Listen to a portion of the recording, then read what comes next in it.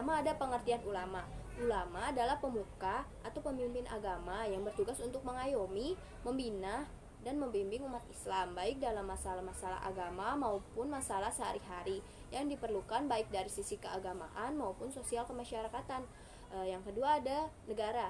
Negara menurut Kamus Besar Bahasa Indonesia adalah organisasi dalam suatu wilayah yang mempunyai kekuasaan tertinggi yang sah dan ditaati oleh rakyatnya. Salah satu syarat membentuknya negara yaitu adanya pemerintahan.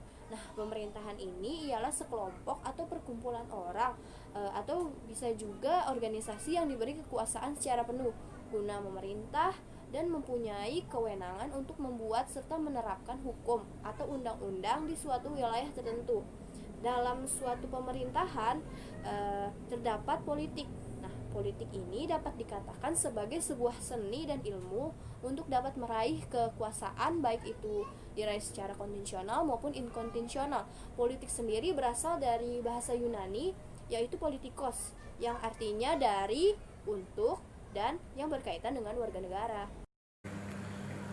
Bagaimana pendapat ulama tentang negara politik dan pemerintahan dalam Islam? Negara menurut pandangan Islam dan para ulama, negara Islam mempunyai tujuan yaitu mempertahankan keselamatan dan integritas negara, memelihara terlaksananya undang-undang dan ketertiban, serta membangun negara sehingga setiap warga negara menyadari kemampuan demi mewujudkan kesejahteraan masyarakatnya. Kepemimpinan ini di bidang keagamaan akan membantu menciptakan menyusun gagasan-gagasan yaitu ijtihad yang akan dibahas luas dalam masyarakat melalui berbagai macam media komunikasi massa. Jika telah timbul kesepakatan, pendapat atau ijma, maka pendapat ini akan dituangkan dalam bentuk undang-undang oleh wakil rakyat. Kemudian, politik menurut pandangan Islam dan para ulama. Di dalam Islam, politik mendapat kedudukan dan tempat hukum yang bisa dijadikan wajib. Para ulama kita terdahulu telah memaparkan nilai-nilai keutamaan politik. Hujatul Islam Iman Al-Ghazali mengatakan bahwa dunia ini merupakan ladang akhirat. Agama tidak akan menjadi sempurna kecuali dengan daya dunia. Memperjuangkan nilai kebaikan agama itu tak akan efektif kalau tak punya kekuasaan politik. Memperjuangkan agama adalah saudara kembar dari memperjuangkan kekuasaan politik. Kemudian, dalam pemerintahan menurut pandangan Islam dan para ulama, menurut paham yang dekat dapat diambil dari makna ulil amri yang tersebut dalam surat An-Nisa ayat 59 dalam kitab Ahkamul Quran karya Al-Arabi Andalusia. Sesuai beliau menerangkan beberapa pendapat ahli tafsir tentang arti ulil amri. Beliau berkata, yang lebih sesuai bahwa yang dimaksud dengan ulil amri yang tersebut dalam ayat ialah wakil negeri dan ulama, maka perintah dan fatwa mereka wajib ditaati dan dijalankan oleh umat selama tidak bertentangan dengan nas Al-Quran dan hadis. Pembahasan selanjutnya mengenai penerapan politik dan pemerintahan Islam di berbagai negara. Beberapa negara yang menerapkan sistem tersebut diantaranya, yang pertama, Arab Saudi. Arab Saudi merupakan negara dengan bentuk monarki absolut. Sistem pemerintahannya berdasarkan pada syariat Islam dan Al-Quran. Kitab suci Al-Quran dan Sunnah dijadikan konstitusi Arab Saudi yang telah ditetapkan menjadi Basic Law of Government pada tahun 1992, yang telah mengatur sistem pemerintahan, hak dan kewajiban pemerintah serta warga negaranya.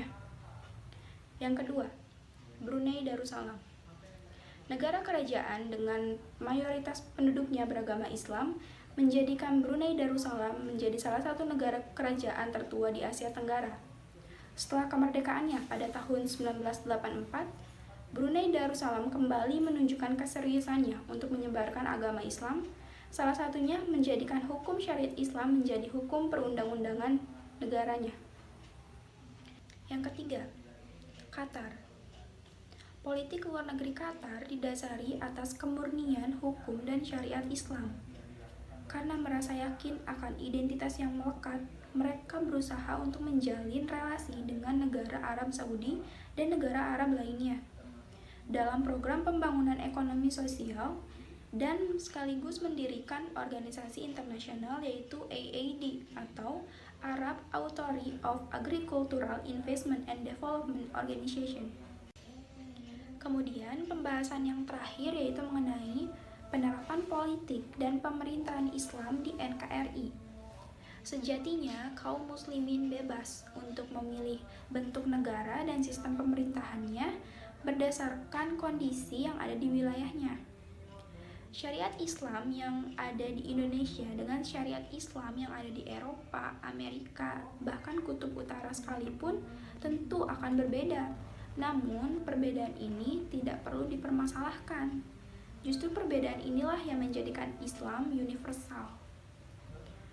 Kemudian, bukti-bukti adanya bahwa NKRI selaras atau sejalan dengan hukum Islam diantaranya adanya mekanisme check and balance di mana rakyat bisa mengawasi kinerja aparatur negara.